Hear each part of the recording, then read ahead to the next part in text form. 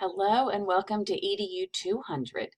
So what I wanted to do was do an introductory video so that I can show you how I have Blackboard set up for you, go over the course requirements, and each time that we have a new module, there will be a new video for you as well.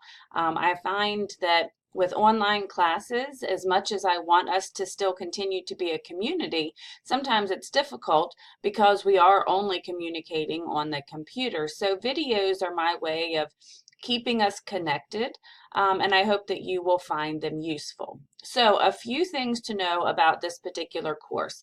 So the main thing that is going to be really important to get started on is that you need to complete 40 hours of observation in a K-12 classroom setting.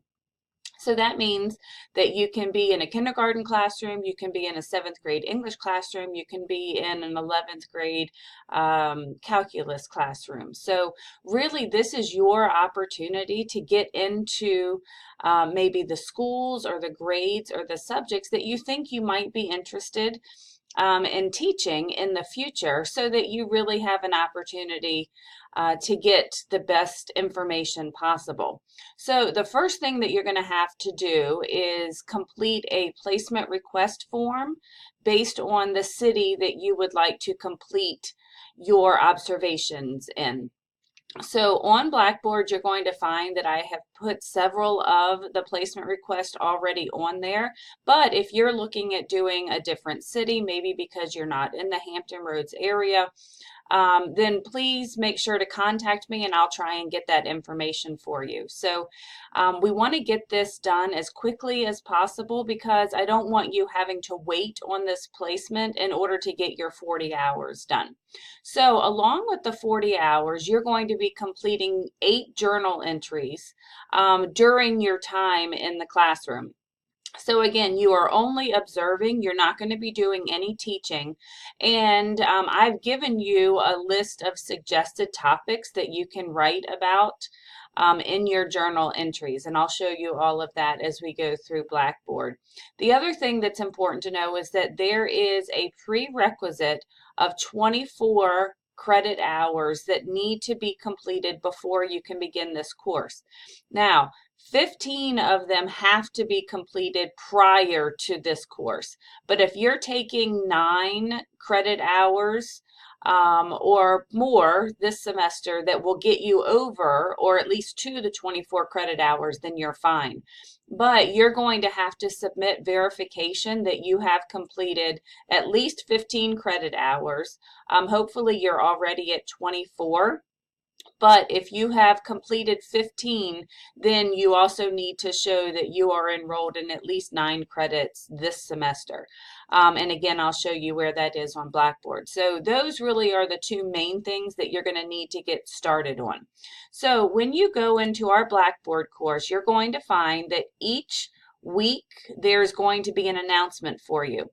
Now, some weeks are going to be a shorter announcement because it's a continuation of the module.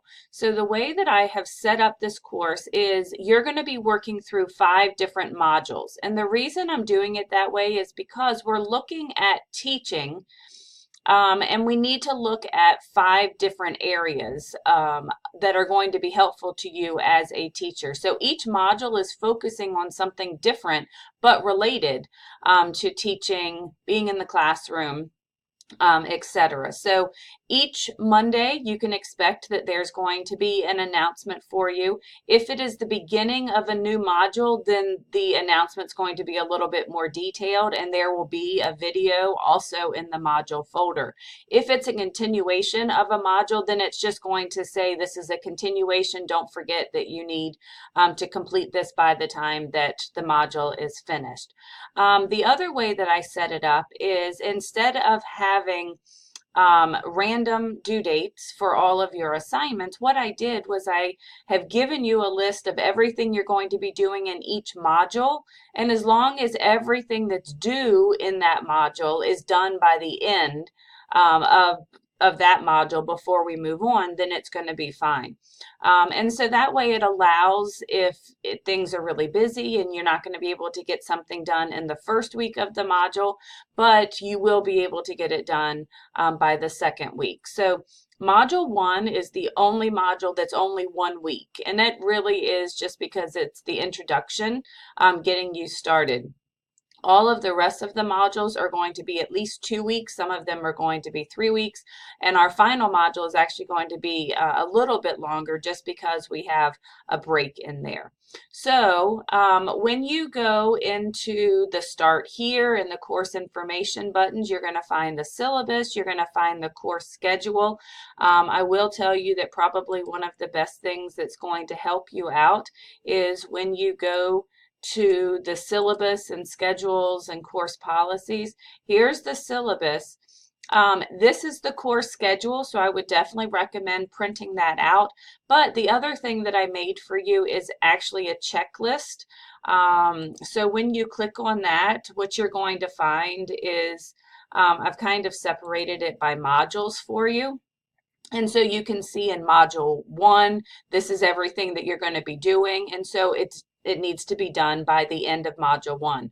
This is what you're doing in Module 2, and this is when everything needs to be done. So hopefully this will be kind of a helpful experience for you and a helpful resource. So, so those are going to be really helpful for you in the Start Here button. So under the course information, again, syllabus, plagiarism, all of that is going to be in between the Start Here and the course information. When you get down to the course content section, that's where you're going to find the meat of the course. So I am only going to open each module as we get to it. So what you're going to find is that the entire course is not available to you yet. And the reason I do that is because I want us to really spend the time focusing on the particular aspect of education that we're dealing with. And I want to make sure that I give you the proper instruction when we get to the different assignments. So you can see that I have everything already in here, but you are only going to be able to see Module 1. And so each of the modules is set up exactly the same. So when you click on it, you're going to find, again, this is taken directly from the checklist. And so it's just another place for you to make sure you know exactly what you need to do. This is where you can submit your verification of your credit hours. So whether or not you take a screenshot of your unofficial transcript, whether or not you scan a transcript to me, but somehow I have to be able to prove that you are at the 24-hour minimum in order for you to complete this course. This course is a transfer course, which means that it does transfer to most of the four-year universities. And so we have to be able to demonstrate that students have had at least 24 credit hours in order to take this course. So each module, there will be a folder that gives you any readings, viewings, videos, other resources that will help you with that particular concept. So when you go into the Module 1, you're going to find, again, a video. Here's the PowerPoints for the chapters that you're going to be reading in your textbook. So again, any resources that you need are going to be in the readings and resources folder. Once you have been placed in a classroom, or even if you haven't been placed yet, but you have already started the process, the other thing I want you to do this first week is to start planning out when you're going to get your 40 hours done. Again, this has to be done during the school day. We cannot get around that. So whether or not you're planning on going a few hours, a few days a week, if you're going to take 1 week and try and knock it all out. But the most important way that you're going to be able to get these 40 hours done is to plan it like a job. So when you know what your schedule looks like and when you have availability and the teacher's going to be teaching during that time, then you just kind of want to put it on your calendar so that you can say that you have gotten your hours in. So um, the other assignment that you're going to be doing this first week is the initial draft of your teaching philosophy. So make sure that you read through this particular assignment. It's going to be revised several times throughout the course, but this first time through, make sure that you are answering all of the questions that are on the prompt. Um, so here is what our first draft is. What drew you to the field of education? How do you define teaching and learning? What kind of teacher are you? How do you teach? How do you design your lessons? How do you reach diverse learners? Why do you teach this way? And there are some other links here that will kind of help you as you are developing your teaching philosophy. Again, most of these tend to range from 1 to 3 pages. But again, this is just your first draft. So I'm going to be helping you develop it as we go. This is a really important document that you're going to need in the field of education. So that's going to be done this first week. And then your first discussion board is going to be just an introduction forum. So make sure that you follow all of the guidelines. Make sure that you are posting a picture of yourself so that you can get credit for that as well. But really, again, this first week is just meant to get you started in the course. Go ahead and get the paperwork done for getting you placed in a classroom. Because again, the sooner that we can get that placement back, the sooner you can get started and you're not going to be rushed at the end. So I think that that is going to take care of everything for our first week and our first module. I love teaching this course just because I think that it's so important to have a solid foundation in all things educational before we go into the classroom.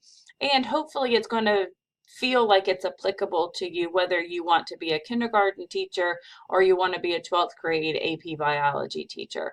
All of the things that we're going to be doing and learning about should help you overall be a more prepared and a better teacher. So I really look forward to working with each of you. Please don't hesitate to contact me if you have any questions about anything. And I will see you when we get to Module 2.